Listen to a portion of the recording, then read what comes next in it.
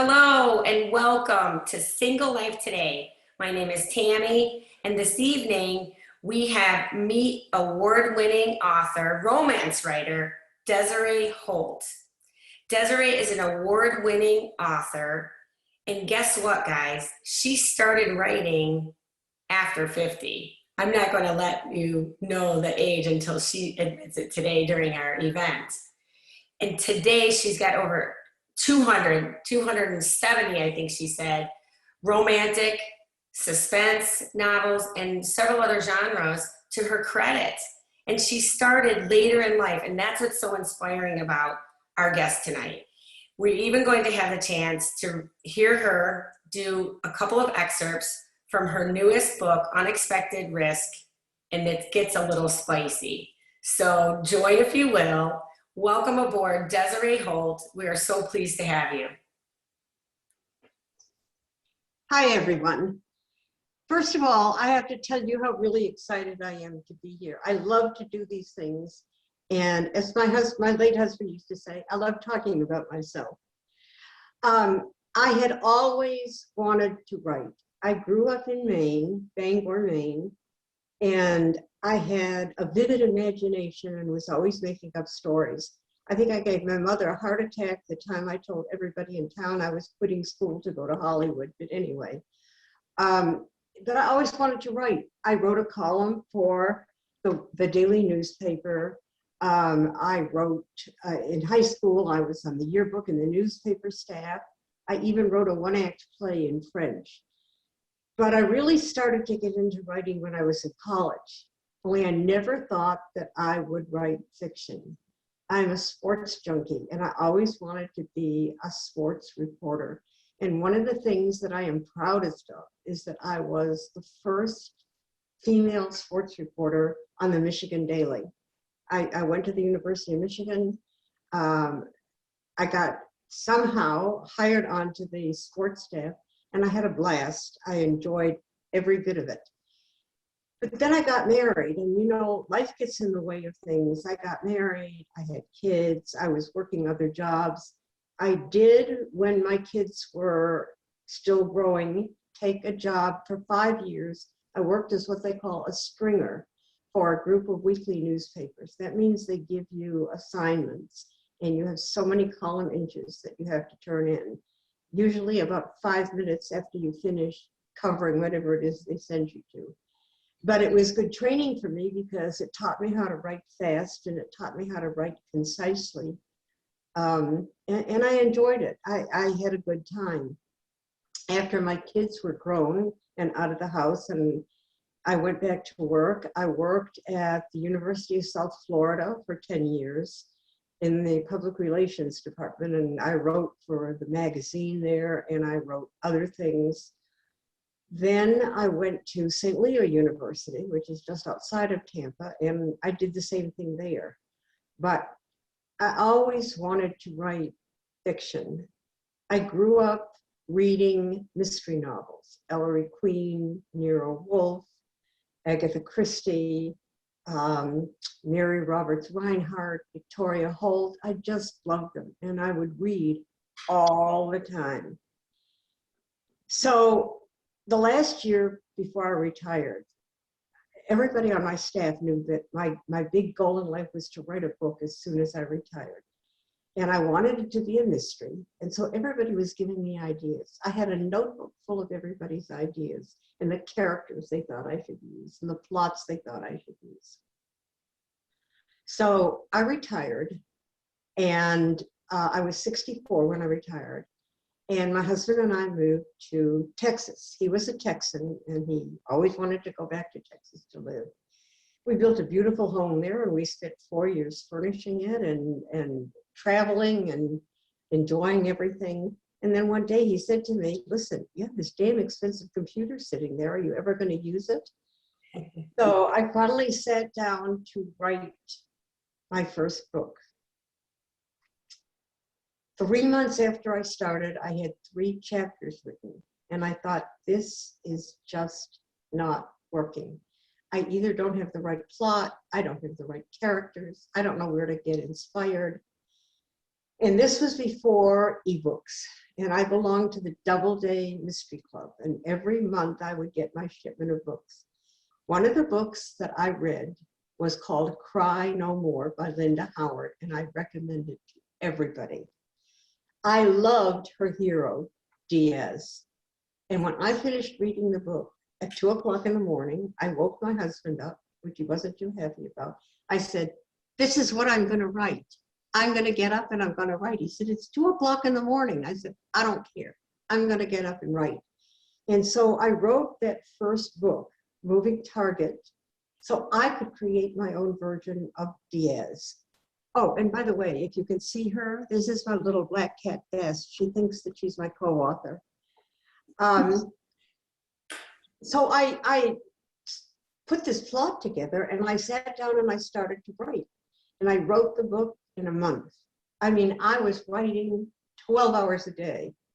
I had no idea what I was doing. I had studied the romance industry, but it was so different then than it is now.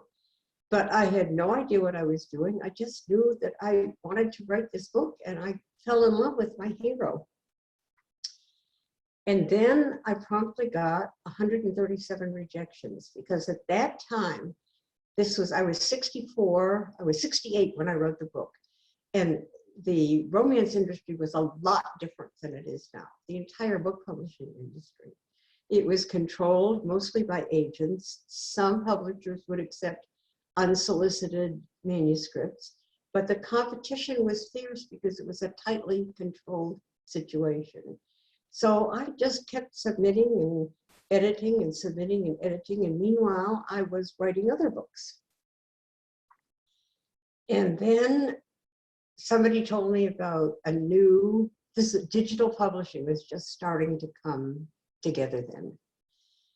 And some of the women in the writers group that I joined said that they were publishing with this new publisher and I should submit to them. They were open to unsolicited manuscripts.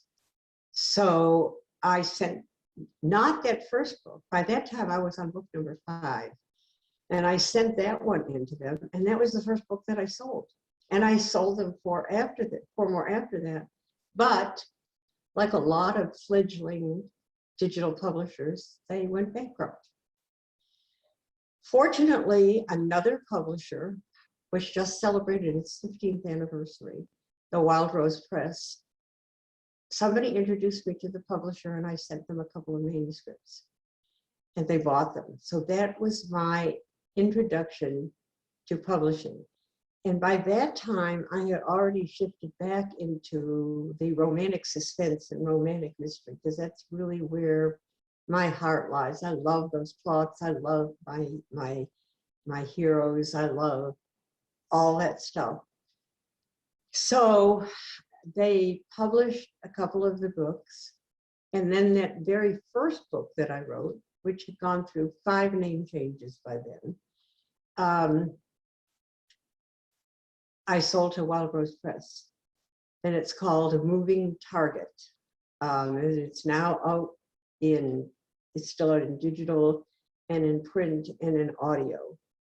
And it actually became the first book in a series. Didn't start out that way, but you know, you write a book and other characters in the book take up root in your head, in your brain, and so you want to do something with them. So my editor at Wild Rose Press said, you really ought to expand on this. And we talked about it, and I came up with some ideas. And my ideas come from a lot of different places. I mean, the second book in Guardian Security after Moving Target was called Silencing Memories. And the plot for that book came from a 3-minute scene in CSI crime scene investigation. It just stuck in my head. And I thought this would make a good basis for a story. So I'm just now, as a matter of fact, working on book number 6 in the Guardian Security series. So meanwhile, I'm back at my computer and I'm typing and typing, and digital publishing is starting to grow. Ebooks are starting to become popular. So there's a lot more space out there for writers. There's a lot more place for you to present your books, a bigger market for you. So I'm moving along and I'm writing my romantic suspense. And then at that time, there was a publisher called Alora's Cave, who for 10 years was the premier publisher of erotic romance. They were written up in Fortune magazine, all kinds of things. And some of the women in my romance writers chapter had gone to a convention and came back, and they said that Raylene, who was the publisher of Alora's Cave, it was handing out things for an open call for submission, which publishers rarely ever do. Today, maybe more than ever, because self-publishing has given them a lot of competition. But anyway, they had an open call for submission for what they call quickies, which are stories 12 to 15,000 words. And I hadn't gone to the convention, but one of my friends in the writers group had emailed me the stuff, the information. And my husband was reading over my shoulder. He said, "Are you going to do it?" And I said, "I don't know. I've never written anything that spicy." And he said, "Well, why don't you download some of their books, read them. If you feel comfortable with it, then go ahead and give it a shot." He said, "You can't lose anything," which is true. So I came up with this little plot, and I wrote a 15,000 word novella called Cupid's Shaft, and they bought it. I'm surprised you all didn't hear me screaming that day because I was so excited. Oh my God. I sat there and they accepted it. They sent me an email, and I sat there with that email for about 20 minutes. And then my editor that they assigned me to said they were doing another open call for quickies in June with a wedding theme, and could I write something for that? And I said, sure. So I wrote Once Upon a Wedding, which is still one of my most favorite stories of every single thing I've written. I just love that story. So that really opened the door to a lot of things for me, because they, of course, had a huge market. And I got a lot of exposure. They did a big publicity campaign through Smith Publicity, which is considered the biggest marketing firm for authors in the media. And I guess they liked the fact they were looking for hooks. And I guess they liked the fact that I was not of your average age of the writer, I guess. And I should tell you that next month, when my 277th book comes out, I will be 85 years old. So it's never too late, and you can go on for a long time.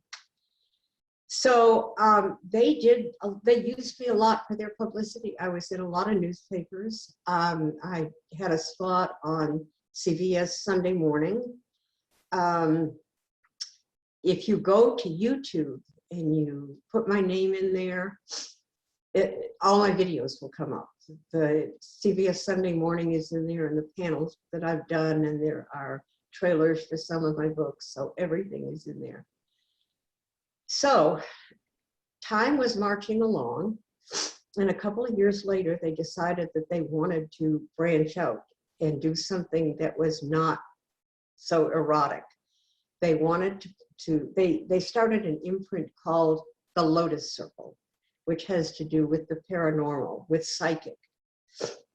And everything in the book, in every book, had to deal with some type of psychic phenomenon or ability. And I was asked to write one of the books for that first launch. Well, it was a romantic suspense called Always on My Mind. And it was a hit. At that point, it was like my biggest seller. And so they asked me to write more. And that's how my series, The Phoenix Agency, was born. Because the overarching theme of it now is there were 5 original members, all former military. They formed the Phoenix Agency because they had left the service, and from the ashes of war, they were rebuilding an agency where they could still go out and help people. In each book, the heroine is the one that has the psychic ability, except for the third book, Scent of Danger, in which the dog is the psychic. There is a dog that I read about in a series by a military author. The Caucasian Ovcharka is considered to have psychic abilities, and it bonds with its owner. And so I took that and I put that in the book. So Xena, the heroine of Scent of Danger, is a psychic dog, a Caucasian Ovcharka. So I've used a lot of different things, but that first book was what really gave my career the next huge push, because it is still my best-selling series. I mean, I wrote the first book in 2006. It came out in 2007, and I just released the 8th book this year. So it's the one I'm going to read from in a little while. It's called Unexpected Risk, and it actually won the International Digital Award for Romantic Suspense this year. And it was a coincidence of happenings, because I wanted to write a suspense. I liked the psychic thing. And at the time, we were still living in Texas, and my husband was a big, we used to go to the gun range all the time. He liked to target shoot. And so I took a class and I got my concealed carry license. At the time I started that first book, I was taking the class to renew my concealed carry license. And my instructor was a former member of a Delta Force team. And I thought, oh my God, I can make him my hero.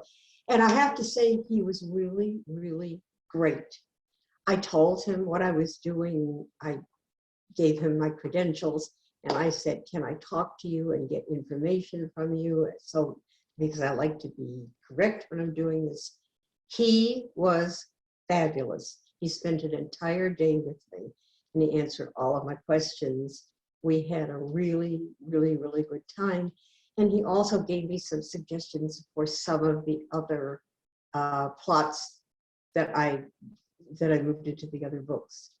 So, you know, I keep writing those books because they seem to be people's favorites. My erotic romances still sell really well.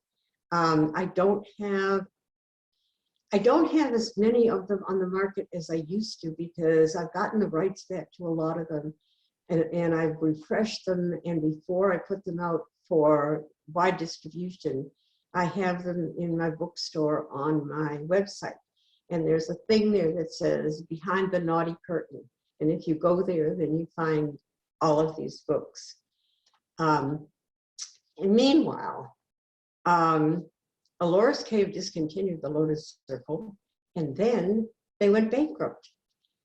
I guess it's what happens when you don't change with the times. But anyway, I got the rights back to all of my books. But in the meantime, after they had disbanded the imprint of the Lotus Circle, they asked me to take my books and revise them so they could be released as Alora's Cave Erotic Romantic Suspense, which I did. And I continue the theme with it. So I tell you ahead of time, if you buy any of these books, they are erotic romantic suspense. And they're still my best sellers. So I moved along from that. And then I was going to a lot of conventions and meeting a lot of people. And I made a connection with a woman who owned a digital publishing company that she sold to Kensington Publishing. And at a convention in New Orleans, she introduced me to the senior editor, who asked me to write for them. So I have 2 series with Kensington. One is not a romantic suspense. One is a football series. It's about football players and what happens to them 10 years after the fact. Because I'm also a sports junkie. I think I told you that. So I've moved along. Mostly I write romantic suspense now because that's what my readers want to see. I just released a book called Numbers Game that I co-wrote with a friend of mine. However, that is based on football. It's about a coach. It's a second chance romance, And the hero and heroine are in their 40s, and they're both divorced, and he's been in the NFL, and he's back at the university where it all started for him to revive their football team. And she's divorced. She's a video sports reporter, and she's doing a video on the coach, Hatch, who's come back, the new hometown hero. So it was a fun story to write. I am excited to say that it's gotten all 5-star reviews. And I wrote it with a friend of mine, and we had a lot of fun writing it. I have some other series going. First of all, let me back up a little bit and tell you that as I'm moving along with all of this, self-publishing became a very active thing. And I had not a clue as to what I was doing, but I'm lucky I have friends who take pity on me and say, listen, you got to try this, and we'll help you do that. So I have a great friend who is an editor and also a publisher. She does self-publishing, and she has a publishing house. So we talked about it. She told me all about how to upload my stuff to Amazon and to other places. So I got into self-publishing, and my self-publishing books, which is what the Phoenix Agency is now, have done really well. I actually, in most instances, like it better than writing for a publisher because, first of all, there's a faster turnaround time, but you're not constricted by a lot of things. And regardless of what people tell you, publishers do not spend a lot of money to promote their authors unless the authors make them a lot of money first. So if I'm going to spend a lot of money to promote my book, I'm going to do it for one that I self-published and not one where the publisher is going to get money off the top, their royalties off the top. So I still have my 3 or 4 publishers. I have one in London that I've been with for a long time. Through them, through them, there are 3 reading apps. Do you all know about reading apps? Okay, so there are 3 reading apps that they're working with that went in and went through their catalog and selected the stories they wanted. So they've taken 10 of my stories that will be in these reading apps. One is called Story and Something, and I'm sorry, I can't remember. And the other is called Re-Addict. And so I have, those stories are going to be out shortly. I have a cowboy series with a publisher called Entangled. And it's called The Naked Cowboys. And they also are working with a reading app who came in and went through their catalog, and they wanted the app rights to my Naked Cowboys series. So those will be out shortly. And this, I can't wait to see what this looks like when it comes out. There is a company that turns books into video games, and they have bought the rights just for the video games to 6 of my erotic romances, and I can't wait to see what kind of video games they turn them into. If you go to my website, which is DesireeHolt.com, you can sign up for free for my newsletter, and it comes out every week, and it has all this stuff in it, and you can keep up with what I'm doing. I put the link in the chat so everybody has a copy of that and to your Desiree Holt YouTube station. Yes. So, and you can find out everything there. But I'm having a really, really, really good time with it. I'm lucky that I have met a lot of good people. I never thought I would enjoy all the hassle of self-publishing, but I find that once you get into it and you learn the ins and outs, it's good because you have a lot of control. For Amazon, they make it very easy for you to upload their books. They aren't, I mean, Amazon is not 100% wonderful because they have problems too. Last week, they had a worldwide problem with their computer systems, and almost half of the books available on Amazon disappeared for 48 hours. Yeah, that was not a lot of fun. But I will say they're nice to work with. I mean, you call them and they answer your questions. Some people prefer to upload their books to each of the other platforms directly. I was introduced to a website called Draft2Digital, and for a very small royalty, you can upload your book to them and they upload it to all the websites and collect your royalties for you. So they make that very easy. People are continuing to make things as easy as possible because they see how authors are getting into self-publishing because you have more control over the situation. And so they want to get a piece of the pie too. As I said, I have a wonderful, wonderful friend who is a terrific editor. She used to format all of my books, but I discovered that my webmistress, who I've been with for 11 years, almost 12 years now, she does all my covers, she does my website, she does my blog site for me. She formats too, very inexpensively because she pulls it into all the other stuff she does. So I just send it to her and she formats it. And then she puts it up on the website and sends it back to me so I can upload it to the other sites.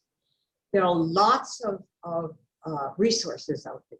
I mean, I'm happy to share with anybody. I will give you my email at the end of this if you want to write it down.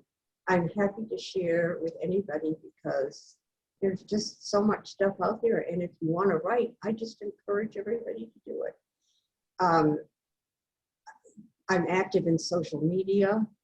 I've built my Facebook following and my Twitter following, and now I'm growing my Instagram following. It's just, and you just never know when you're going to meet someone and something is going to help you turn another corner. And this is just kind of a little off the cuff kind of thing.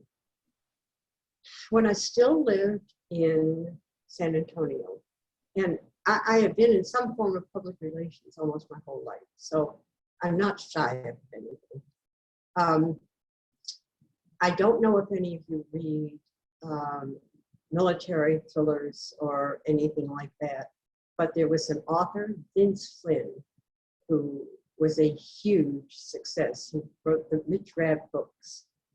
And a friend of mine was the customer relations manager for Barnes & Noble in San Antonio, and she wanted him to come there for a signing. And she couldn't make it happen. And she said, you call. She said, you talk to anybody and they do what you ask them to. I said, well, that's not necessarily true, but I'll put my 10 cents worth in. So somehow I got to David Brown at Simon & Schuster. And I made my pitch to him, and I'll be darned. He sent Vince Flynn to San Antonio for book signing, which was a huge success. But David came with him also, and he and I became friends. And over the years, he has sent me advanced reading copies from authors that he thought I would enjoy. 3 years ago, he sent me a book called The Terminal List by a man named Jack Carr. Jack Carr was a SEAL for 20 years, highly decorated. He was a sniper. He was a team leader.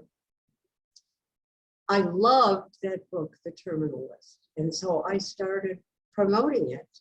And I said to David, I have more people who are picking up my tweets and things for his book than they are for mine. I'm going to start charging you. Anyway, through one thing and another, Jack Carr and I became friends, and we met when he came to Tampa for a conference. He is, first of all, I have to tell you, one of the nicest guys I have ever met in my life. He has 4 books out now. They're all on the New York Times bestseller list for both print and audio. And I know a lot of people who write military thrillers who have become very successful and turned into not such nice people. And Jack Carr is still one of the nicest people in the world. When I started my series, Heroes Rising, which is in a world called Brotherhood Protectors, which is another thing I'll tell you about.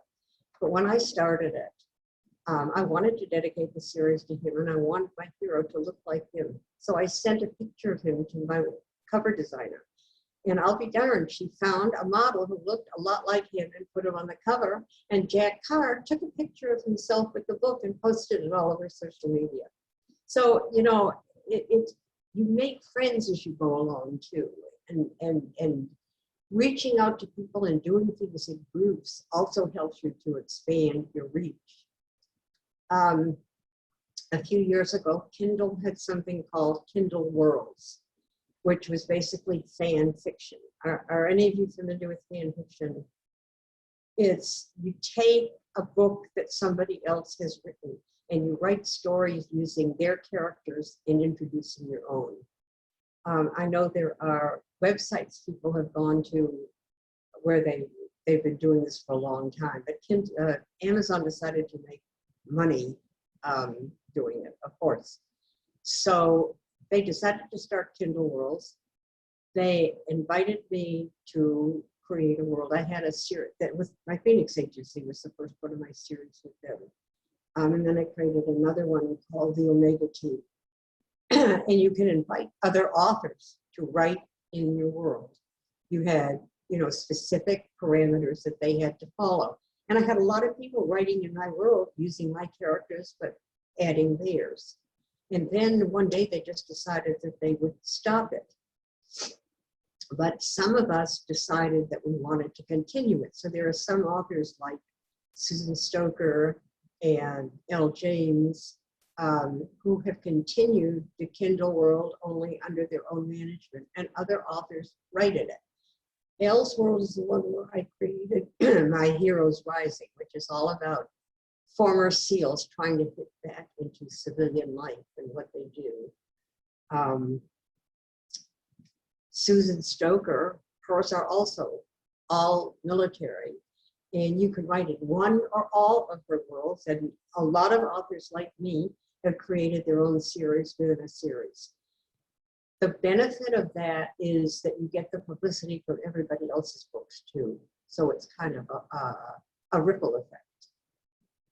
So anyway, so I'm writing in Elle's world and I'm writing in Susan's world, which is all I really have time to do. And then I have other authors who are going to write in my Phoenix world. I haven't done that for a while, but I've had authors write to me and say, are we doing this again? So my PA is getting the list together, getting everything together, and we're going to set a new launch date. So before I read, does anybody have any questions? I mean, I'm sitting here talking, I could talk all night, but anyway. Thank you, and it might feel lonely, and I'm sure everybody has some questions. I have a question. Back when you were talking about self-publishing, I think you mentioned the company name and it sounded like Raptor Digital, but you said that that was a good place to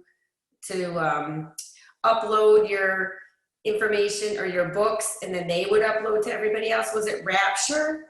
Draft to digital, and it's draft to digital. Gotcha, draft to digital. Okay, great, because I think some of our audience might be interested in that. Great. And by the way, they are so unbelievably nice there. They have an email where you can reach them, but they also have a phone number, 8 to 5. They'll answer any questions. They'll talk you through anything. And it's a very easy process. They take 10% of the gross sales as their fee for doing it. And trust me, it is worth every single penny. Trust me. Great.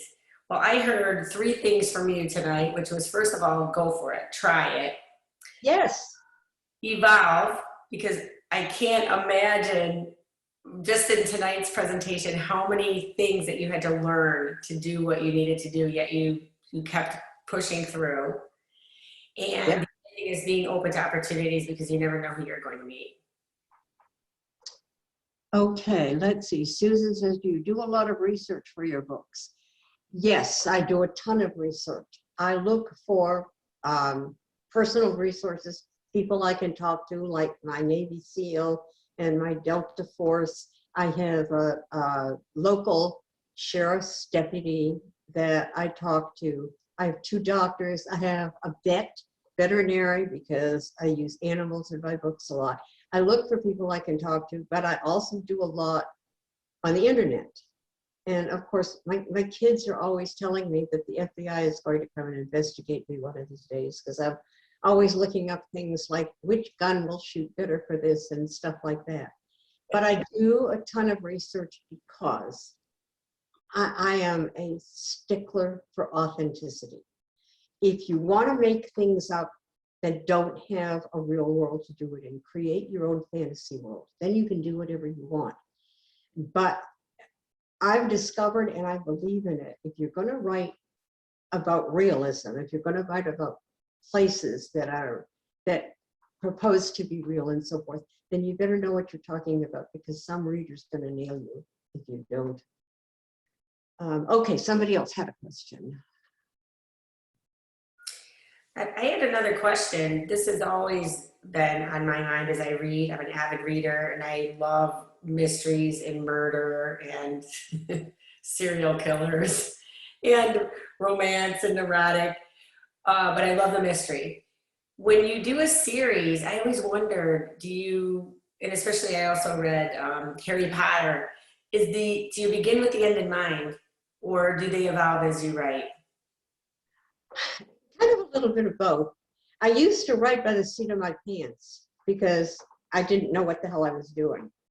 But now, especially with the series, I frame the whole thing to begin with. I have my main characters, and I add people afterwards, of course, but I have my main characters. I have the main framework of what the series is going to be. In fact, I'll tell you a funny story for something I didn't do that with and why I'm doing it now.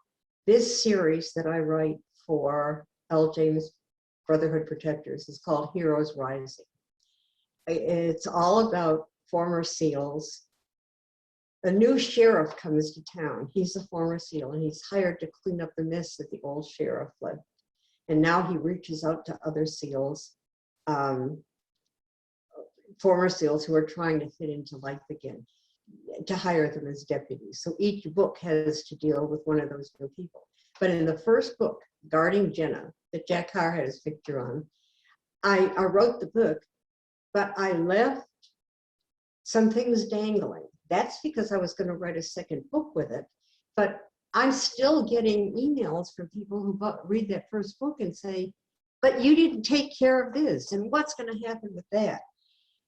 And then I tell them, well, go read Unmasking Evil, because that follows through. But then I realized I hadn't really tied up all the loose ends because I didn't put the framework together to begin with. So next month, a book is coming out called The Hunt, which goes back to the beginning to Guarding Jenna and ties it all together. And that made me realize how important it is to make sure that you know where you're going before you start. Doesn't mean you can't change, but you can't leave too many threads dangling. Great, that's a great answer, and just tells us that writers are human too. Yeah, and it's just, and I have fun doing my research. Oh, let me give you another example of this. I have a friend that I made who is a sheriff's deputy here, and he helps me with a lot of my stuff, and he really gets into this stuff too. So one of the books that I was doing for Kensington is from the Vigilance series, and a woman gets kidnapped at a gas station. She's in a car with the guy that's protecting her, and he gets out to get gas, and she gets kidnapped. And I said, Joe, I have to figure out how to do this. He's trying to show me in my living room how we're going to do this. He says, never mind, come with me. I get in his car, and he takes me up to the local 7-Eleven at the corner here. And he goes inside, he shows them his badge, and he says, we're going to be doing something out here. Don't worry about it. So he pulled up to a gas pump, and we acted out the whole scene where this woman gets kidnapped out of the car, and he showed me how it could be done. And people were just hysterical watching us. But so that goes back to, yes, do I want it to be authentic? Absolutely. Great. Well, we're excited to hear you read to us, and I know we're going to leave some time at the end after you're finished for some questions and answers. I'm sure there are many, and boy, we sure hope you come back again, Desiree. Well, we're ready when you are. Okay. The Phoenix Agency is the seventh book in the series. Unexpected Risk is the seventh book in the Phoenix Agency series. And the introduction to the series in all the books says they serve their country in every branch of the military. Army, Delta Force, SEALs, Air Force, Marines. They are pilots, snipers, medics, whatever the job calls for. And now as private citizens, they serve in other capacities as private contractors training security for defense contractors, as black ops eradicating drug dealers, as trained operatives ferreting out traitors. With the women in their lives who each have a unique psychic ability, they are a force to be reckoned with. Risen from the ashes of war, they continue to fight the battle on all fronts. They are Phoenix. And I just, after the fact, wrote the book that sets this whole thing up called Phoenix Rising. It's only 99 cents if you want to look it up on Amazon or wherever you buy your stuff, and it tells you how the agency got started. So this book is about a man who kills for contract. There's a secret cabal somewhere out in the Indian Ocean is where they meet from all different countries, eliminating people that give them trouble. And this guy likes to kill. And so they've tapped him to get rid of their people that they want to get rid of. And the police are finally trying to tie all of these unrelated deaths together.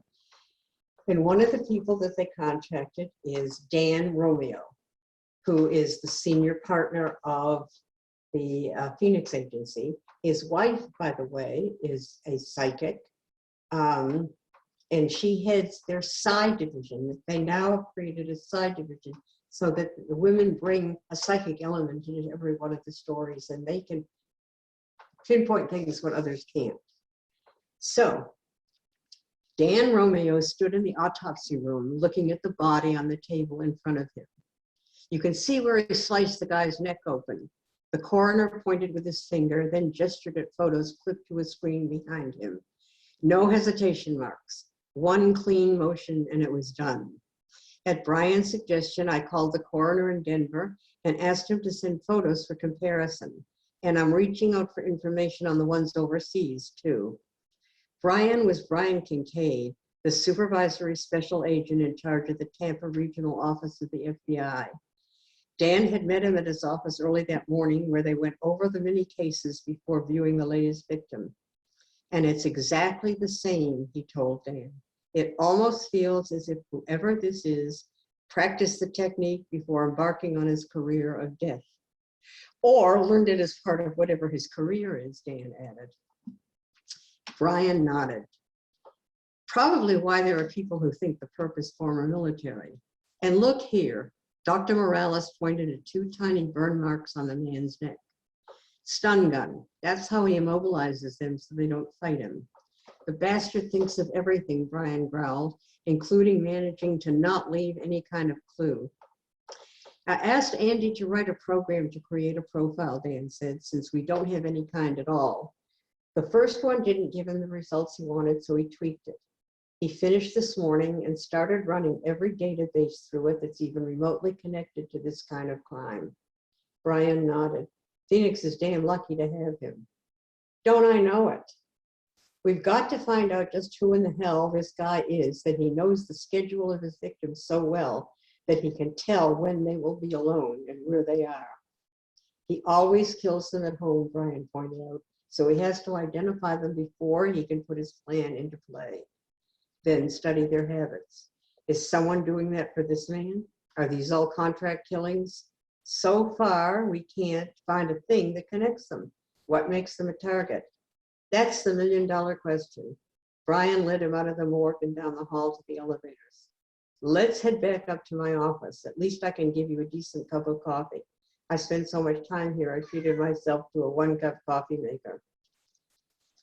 Okay, so then we have how he meets the heroine in the story. And she, yes, honey, and she reads auras, and she has, she's an empath also. She's an empath, so she could feel what people are feeling. She is, well, let me back up a little. I like to incorporate my friends in places I've been into books. So I have a friend who is a teacher, who has been my friend for a long time and promotes my books a lot. And I said to her, Janet, I'm going to put you in one of my books. And she said, yes, they all tell me that. I said, no, I'm really going to do that. She was here visiting me, and my son and I took her on a tour of the area. There's some beautiful homes around here, especially on Davis Islands. I don't know if any of you are into sports, but Derek Jeter has a gorgeous home on Davis Islands, which Tom Brady rented the first year he was the Bucks. So we're driving around, and we drove past Derek Jeter's home, and she fell in love with it. Now, step ahead a little more than that. When Alora's Cave went bankrupt, I didn't want my books tied up in the bankruptcy because technically they become part of the inventory.